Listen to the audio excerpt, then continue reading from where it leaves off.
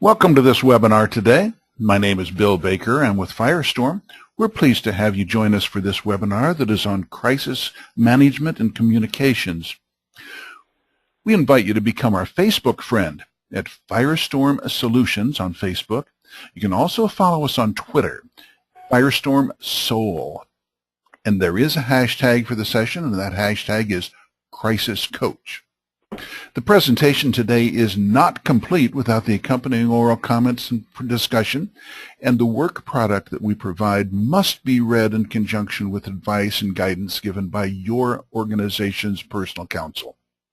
In addition, this information should not be considered or interpreted as legal advice or legal opinion. Firestorm transforms crisis into value and empowers you to manage risk and crises. Firestorm's expertise is in crisis management, critical decision support, crisis communications, crisis public relations, and consequence management. We're pleased to have the New Jersey MEP as our co-sponsor and host of this Crisis Coach webinar series.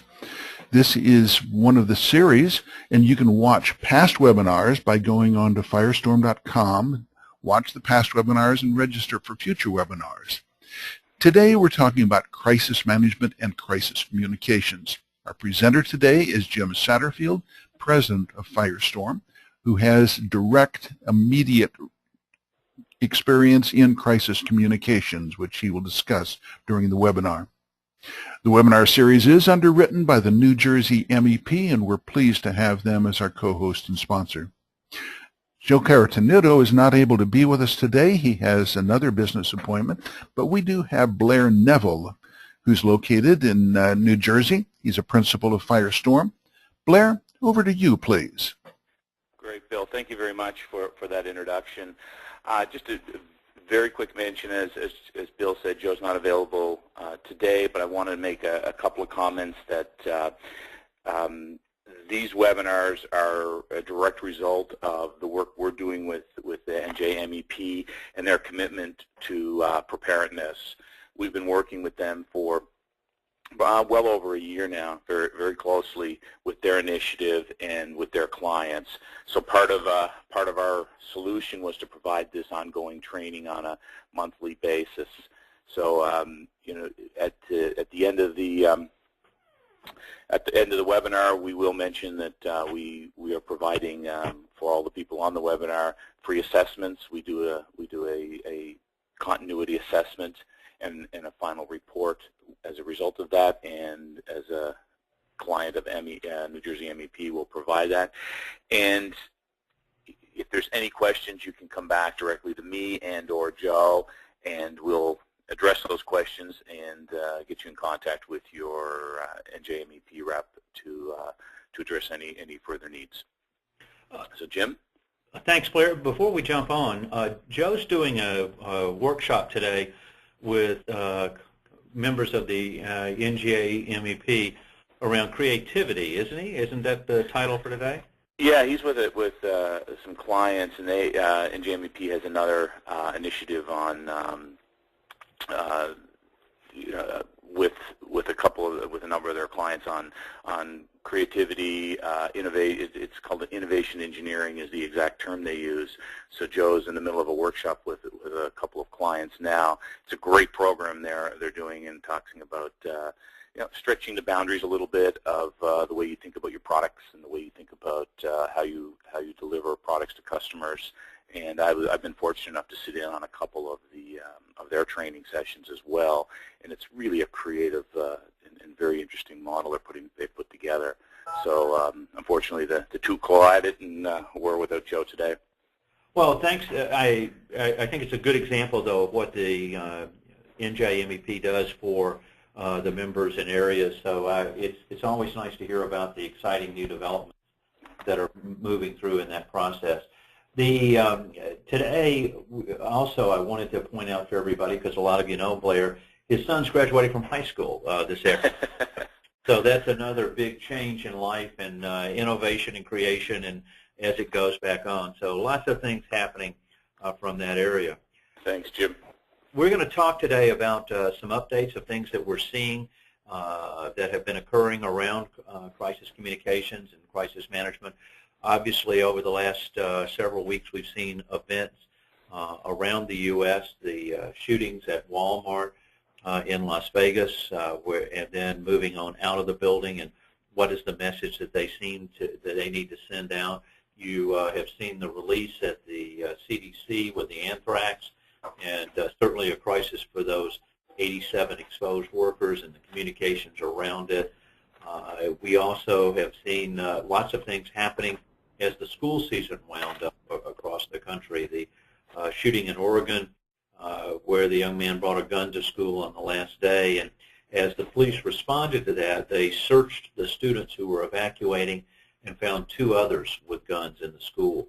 So I think that we never know exactly when crisis is going to hit in any organization at any time, but it comes together, and what you say could well determine if there's a second crisis associated with it. So every day there's a company in crisis somewhere in America. There's probably several in New Jersey that as those impacts will happen, and you think about your business and what you would need to do, because the outcome of the event is where you haven't really thought of it before. You haven't examined, you don't necessarily have a plan for. So how you talk and react will make a significant difference. It's a crisis is not business as usual, it's business as unusual. And that makes a big difference with how you think about the decisions. And we'll go into some of those aspects today. But before, you have to get ready. That's the planning and the assessment that Blair talked about just a few minutes. During the crisis or the event, you've got the emergency response element that must be dealt with, the life and health and safety pieces. And then afterwards, it's the recovery, it's the consequence, it's the brand and reputational issues.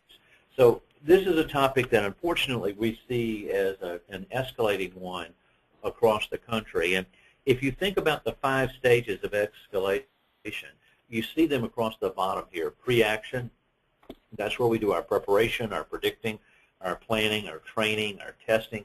The onset is how do you identify that it's going on, what's the monitoring you're doing at that point, and then shifting immediately into the emergency response for the shelter in place or evacuation that would need to be done. The impact assessment, how bad is it, how severe will this be on your business, on your customers, on your employees, on the community that's around you, activating the crisis management plan to make those decisions, and then moving into your business recovery to recover and start to get business operations, and then the actions you have to do afterwards. So as we think today about crisis management and crisis communications, we need to think about communications at each step along the way. We need to think about the senior management decisions at each of those areas. Now, within your organization, you're right at the center. You've got employees. Clearly, they have family and friends that could be impacted. A crisis doesn't need to hit you directly for it to have an impact on your company. If it affected the work or at school locations, that certainly could drive your employees not being available, and we'll talk about the other potential impacts in it. Critical suppliers, you're all in manufacturing today as we're talking, and you have a dependency on others for the products and services in order for you to do what you do every day, your clients, and finally your stakeholders. So whether it's a disaster or a crisis, it's going to have an impact, and those impacts, like throwing a pebble into a lake, will start to expand and interact with others. In a crisis, the events are going to start to escalate. You'll see all the ones listed here. I won't read all of those for you. You can easily do that. But I think as you look through the list, you can start to see what it's like and why it's not business as usual. The last one is the one I want to drive just for a moment, because if a crisis occurs, it's going to come as a surprise. I tell everybody the last time that a surprise was good, I was 5 and it was my birthday. And so if you're at work and it's a surprise, the definition is that it's not going to be good. And it's clearly going to affect your brand and your reputation for your business and have an impact well beyond just those few moments that it occurred. So everything you learn in the first 24 hours is generally wrong. You're going to be forced to make decisions based upon wrong information. That's why it's so critical that you have a plan in place, that you've decided and thought about it. In the following years, the consequences will be there. So when the event itself is over, it's not over. It's going to continue, and how you respond in that crisis, what you say in that crisis, will make a big difference. Earlier this spring, there was a terrible mine collapse in Turkey, and 300 miners were lost. That was somebody's son, someone's father, someone's brother in those areas. And all the families had assembled at the mine, and the Prime Minister of Turkey was addressing the group. And you can imagine the anguish and sorrow and grief that was overwhelming all the families from all the miners that were lost. And the Prime Minister said, accidents happen. I don't think that's the type of message that the family was there to hear as you're going forward. So as you look in these things, planning out what your messages are will make a tremendous difference for you in each of these areas. Now, as we think about a crisis environment, the concept here is the crisis has occurred. You've got this raw information. There's confusion on what's occurring and what's where. So your focus is on what do you know now, what are you going to monitor, and what are you going to say. Put those things there. And the key here is not what you think, it's what you know. Because you can't speculate at this point. We can only deal in those areas. And as you'll see later, a general rule in a crisis is if you're explaining, you're losing in that area. You're going to be under pressure. It's certainly going to have a brand and reputation impact. So as you think about it, there are things that you need to know, things you need to do, and things that you need to see. And so as you start to look at it, I would encourage each of you to go back and look at your plans within your companies now. Do they document how you do things in a crisis? Not what to do, but how to do. Because as you're under tremendous pressure, as you're under this scrutiny, because it's your employees, it's your business, it makes a difference to have those details out. Having checklists of things to look at and being able to carry forward and plan. What we want you to have listed are what are your responses, what are you going to monitor, and what are your messages for each type of threat that you're faced with within their organization. And having that written down so that you can refer to it at that critical time will reduce the pressure that you're under and give you clear direction. And there's clearly not a one-size-fits-all.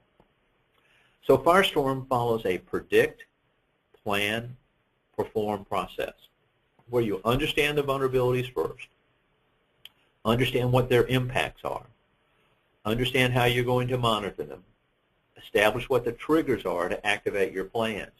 All the plans, whether you call them plans, policies, procedures, programs, have those detailed so that people know exactly what you need to do. Some of those are emergency-oriented, shelter in place, evacuation, lockdown, lockout types of events. Some of those are more communicable illness-oriented and dealing with the plans there, or recovering your business, or how you make a decision in a crisis. And then the perform are the training, the testing of your plan. You don't want your crisis team to come together in the middle of a crisis to try to figure out how they work together. These are the 5 common failures that we've talked about as we think about what can happen in a disaster or crisis. So what would happen to you if you lost some of your critical suppliers? Have you trained your employees to know what to do in a disaster or a crisis? Do they have a plan at home? If not, you're forcing them to choose between their family and their job, and family is always going to trump job.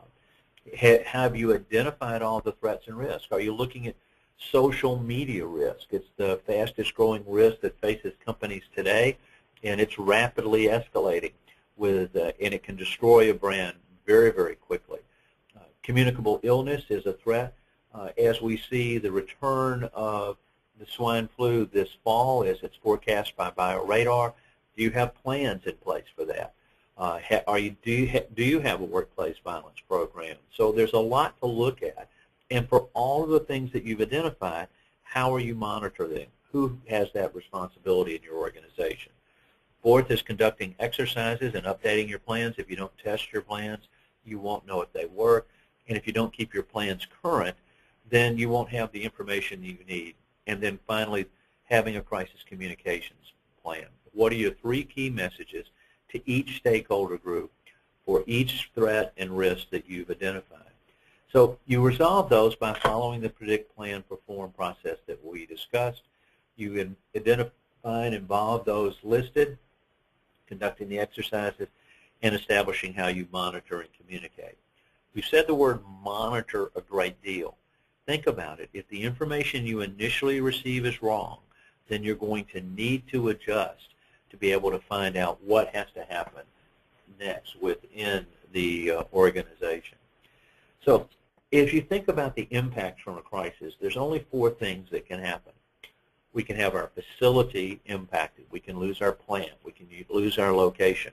A fire, a storm, a lightning strike, a tornado, that could take away our ability to operate at that location. We can lose our people. Our employees could be stopped by a winter storm so that you couldn't travel. We certainly saw that with Hurricane Sandy just a few years ago and affecting you in that area. And third is loss of your information or data, the data breaches that are occurring here. The lack of computer systems and access can suddenly cripple an organization. And finally, loss of brand and reputation. Now, when a crisis comes in, it doesn't necessarily limit itself to just one of these elements. It could be a combination of them, and certainly they interact within that area. But as you think about what your messages would be, today you could start thinking about, well, if we lost our facility, what would be our messages that we would do? If we lost employees or we lost our information and data, if we had an attack on our brand and reputation. Planning in advance makes a big difference. The other aspect of monitoring, knowing what the weather is, knowing about how your people are from a behavioral threat risk assessment, knowing the cybersecurity area, and knowing what's being said about you on the internet, those would all be areas that you could easily monitor within your business as it comes forward. So a crisis management plan can become quite complicated as you see all those things listed here. But it's the same 5 elements: pre-action, onset, impact assessment, response and recovery, and consequence management. The disaster will be over quickly. Those consequences will last for years. We had a slide on that at the very beginning. This is an area that you need to be thinking about and establishing it. So when the event occurs, what is your recovery time objective? How long can you afford to not be able to operate? Do you have policies and procedures in place to start to recover what you're looking to do in each of those areas? Those become certainly criteria for you to think about as we move forward. So when you're in a crisis, here are the questions I want you to start to ask. What's occurred? What do you know? What's going to happen next? That's that predict element. What are you concerned about? What's the plan, or what's the next step, or what's your strategy? What are you going to monitor? And if you don't take away much from today's call, I want you to think about this monitoring aspect. What are the metrics? How will we know if we did a good job or not? What are your 3 key messages for the threats that you see that are coming? Who's the spokesperson? Have you trained them? What are the threats and vulnerabilities that you see overall to the organization? Who are the internal and external parties? Who's going to be commenting about this? Are you regulated? Is this going to be a media event? Are they going to be coming in? What is the agenda for the parties that are involved? Is there a union involved with your employees? Is there an opportunity here that you need to engage counsel so that you can do some of your response under attorney-client privilege? Also, what's your records retention policy? For example, Firestorm has a records retention policy. When we're involved in a crisis and working with a client, we keep the records for the term of the engagement or 30 days, whichever is shorter. Because again, those documents could create a secondary crisis as we think forward. So if you haven't thought about these questions, these are items that I want you to think about specifically as we move forward. So now here's some more actions to think about as you would go forward. This slide was the questions. Now let's focus on the actions that you need to take. And you need to understand each of the things that are here. What's happened? Who are the key information contacts? Keeping a log. Where did you learn that information from? How reliable is that source? Command and control, because if you have first responders there, they're going to control your property. They're going to control the locations. You won't have that access in areas. Who's supporting you? Who's detracting from you? Do you need to conduct your own investigation, even if the authorities are looking into things, and having those things that are understanding what's going on? Establishing a call center. You may need to have clients have a number to call or employees to call if there's been an explosion so they can have those areas. Update the message maps.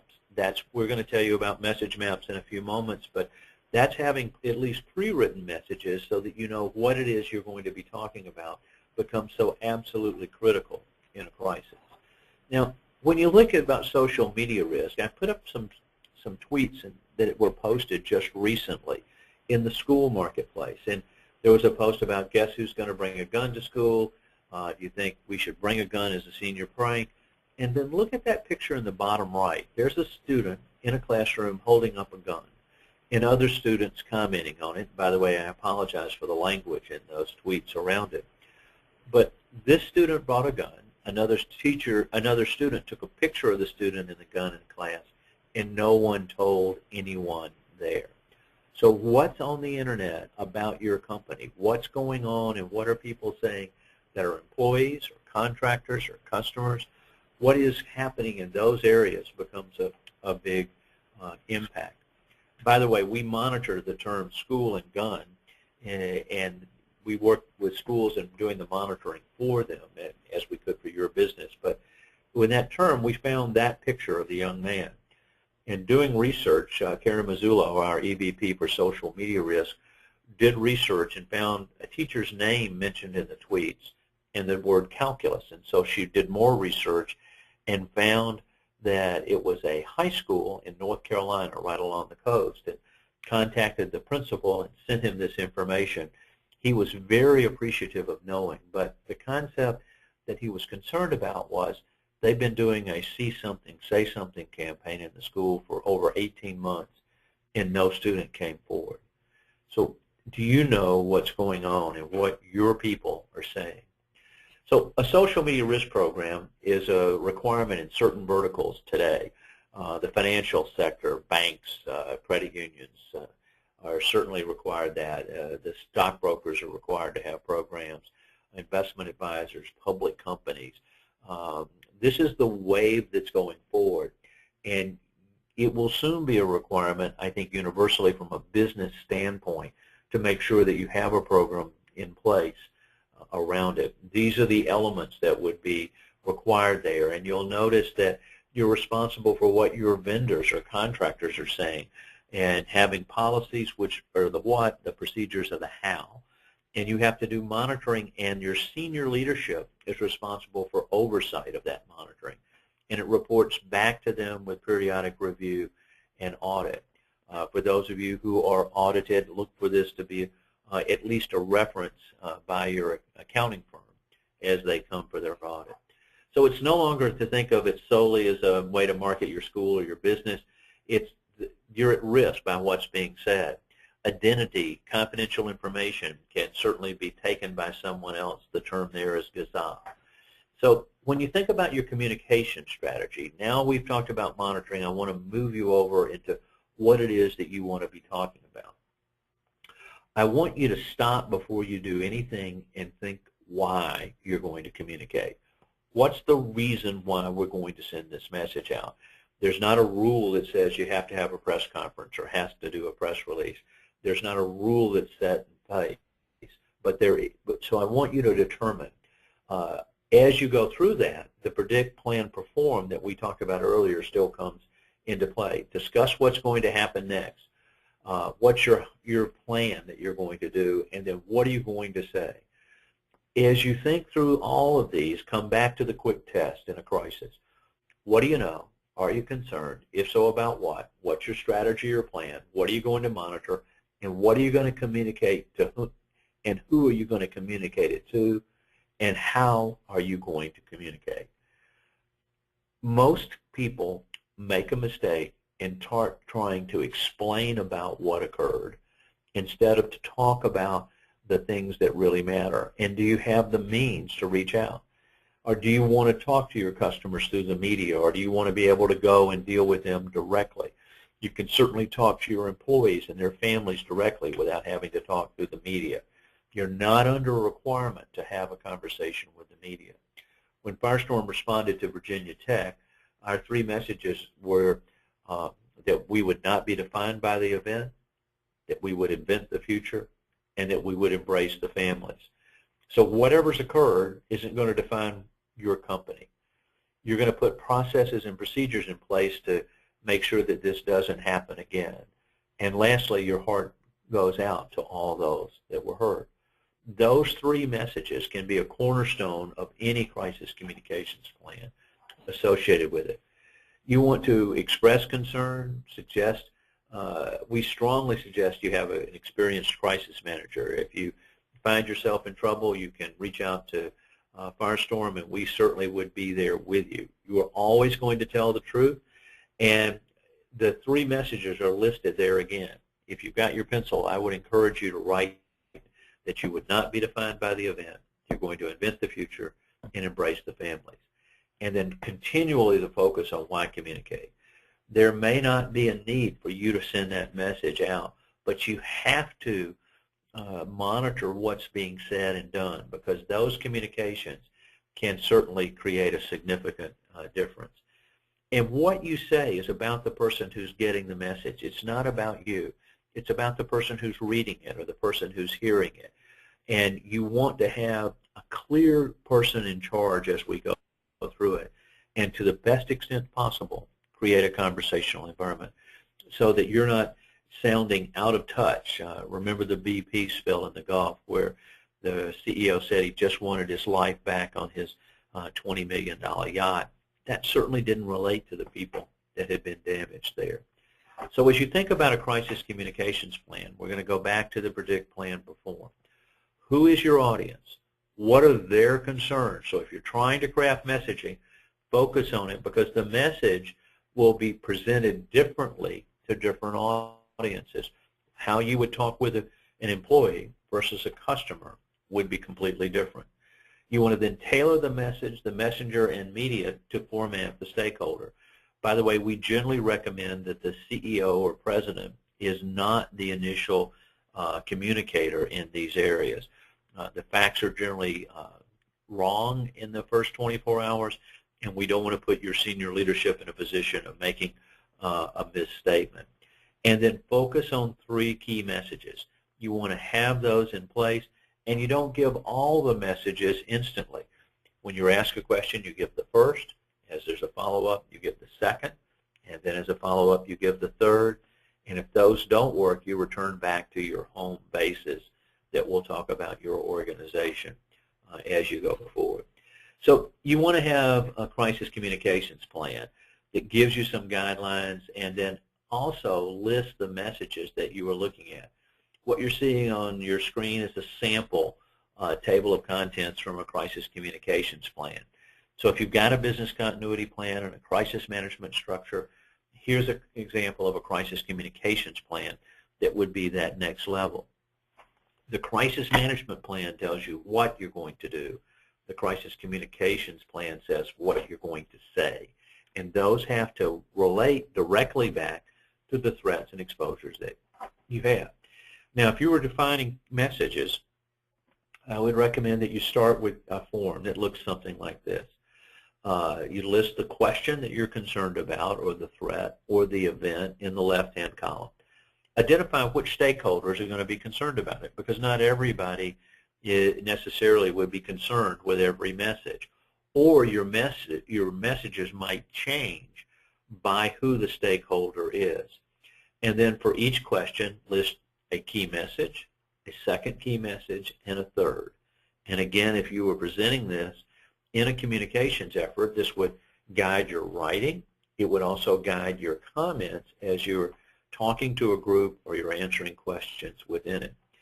After a crisis, then it's time to take a look and see how you perform. This is a maturity model to look at your organization and your ability.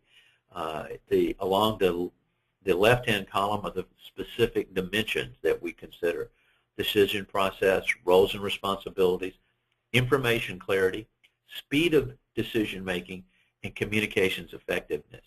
You'll know that 2 of those 5 then are directly related to communications.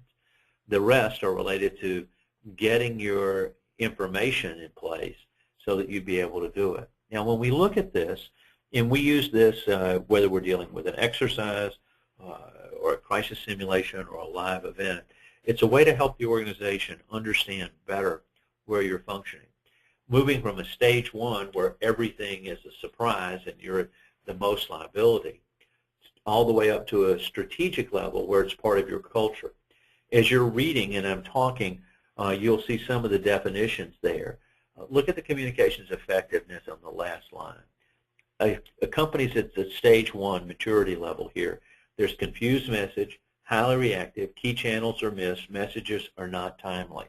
Well, obviously they're not going to look and perform as well, and we've seen those messages missed by companies from whether it's a data breach or a shooting or a disaster that's occurred within their business. A stage 2, which would be at a basic level, there'd be an established message development process. Most major channels are addressed, but there's still some reactive messaging going on. You advance to a stage 3 and supportive when you have a defined message process and channels, effective and timely message development, and some messaging is standardized. And then finally, when you get to the highest level, it's all in place. Obviously, our goal is to move from the left side of the chart over to the right. Think about your organization. If there was a crisis today, do you know what you would say? Do you know what you would need to cover? And who would be delivering that message? So the takeaways about our crisis communications and crisis management is focus on the why for the crisis communications. Why is it that you want to talk? Why is it that you want to send a press release? Why is it that you want to have a press conference? We are going to always tell the truth. The cover-up is always worse than the actual act that occurred. No spin is going to come about. And because once you lose credibility, then you're going to get under increasingly great scrutiny. You need 3 people to speak. I was just speaking today to a school district in Chicago, and there's 18,000 students, 22 schools, and there's 1 person who can talk to the media with no backup. That's an extreme exposure. Obviously, being trained, the media will not be your friend, and how you deal with them and what the answers are become very, very critical. Think about the message maps. Today, start a list of what the exposures and threats are, or talk about, you could start with what happened, did something happen to our facility, our people, or our information and data. Craft your 3 messages at that point in time, and so that you've got at least a beginning point, so that when you're under tremendous pressure, you're not trying to figure this out at this point. The messages are listed again here today, those home bases, and your versions of those you would need to put into your language describing your company and your organization. You've got to monitor and adjust because facts are going to come out. What you thought occurred didn't occur the way you thought it did. And so that wrong information makes it so important that your first statements aren't precise. If you're standing up and you're making a statement, well, we followed every procedure here, and then later you'll find out, in fact, you didn't follow every procedure. If there's an investigation going on, if there's an investigation going on by OSHA, if there's an investigation going on by a regulator, if there's an investigation going on by the fire or by the police, let them do their job. Let them do their investigation. And if you're asked questions about it, direct it back to the authority that's doing the investigation. This keeps you from having to comment about the negative We want you to talk about the future and what you're going to do. And monitoring social media becomes absolutely critical throughout these processes. Now, Blair mentioned earlier that there are assessments that can be done. Because of the underwriting with the New Jersey MEP, you can get an assessment of your company's business continuity plan at no cost. It's a $2,500 assessment. We look at the 11 dimensions required for a business continuity plan, of which communications, crisis communications, is one. And in looking at 5 data points in each of those 11 areas, it gives us the ability to generate for you a customized findings report about 18 pages long. And it gives you a rating by dimension and overall relative to standards and best practices, as well as the ability to benchmark. This webinar series has been underwritten by the New Jersey MEP and is part of a continuing education process in the area of business crisis.